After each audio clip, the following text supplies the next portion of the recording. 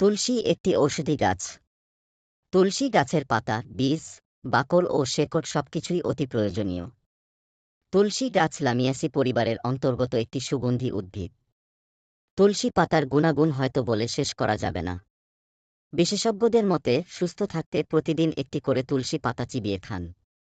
বাসার বারান্দায় যেখানে আলো, বাতাস চলাচল করে, সেখানে লাগিয়ে রাখতে পারেন উপকারী তুলসী গাছ।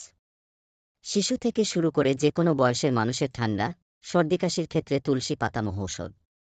বাচ্চার সর্দিকাশি থাকলে আধা চামচ মধুর সঙ্গে তুলসী পাতার রস মিশিয়ে খাওয়ালে কাশি কমে যাবে। বুকে কফ বসে গেলে সকালবেলা 1 গ্লাস পানিতে তুলসী পাতা, আদা ও চা পাতা ভালো করে ফুটিয়ে তাতে মধু ও লেবু মিশিয়ে পান করুন, আরাম পাবেন। এছাড়া মাথা ব্যথা কমাতে তুলসীর চা অনেক কার্যকরী। তুলসী পাতা ফুটিয়ে গড়গড়া করলে গলাব্যথায় আরাম পাওয়া যায়। বেশিরভাগ দেশে তুলসীকে মানসিক চাপমুক্ত করার একটি অসাধারণ ঔষধি হিসেবে ধরা হয়। তুলসীর ভিটামিন সি অ্যান্টি ইনফ্লেমেটরি ও অন্যান্য অ্যান্টি অক্সিডেন্ট মানসিক চাপ কমাতে সহায়তা করে। এ উপাদানগুলো নার্ভকে শান্ত করে শরীরের রক্তচাপ নিয়ন্ত্রণে রাখে। তুলসী শরীরে কর্টিসলের মাত্রা কমিয়ে আনতে পারে। এছাড়া অতিরিক্ত উত্তেজনা ও চাপ থেকে মুক্তি দেয়।